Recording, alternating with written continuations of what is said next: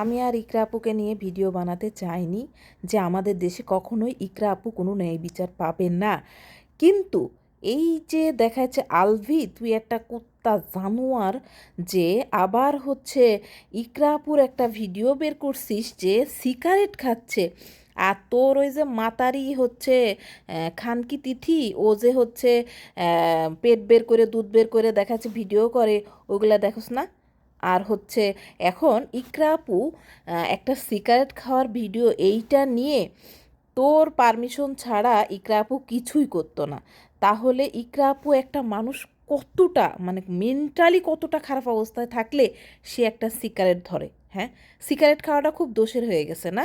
মানে দুধ বের করে একবারে পেট বের করে ভিডিও করলে কিছু হয় না, আর সিগারেট খাওয়াটা অনেক দোষের হয়ে যায়, তাই না? একটা মানুষকে মরে গেছে, তাও সেই মানুষটাকে ছাড়ছিস নি। তুই কত বড় জঘন্য! আমি যদি দেশে থাকতাম তোকে যেখানে পেতাম সেখানে জুতা মারতাম।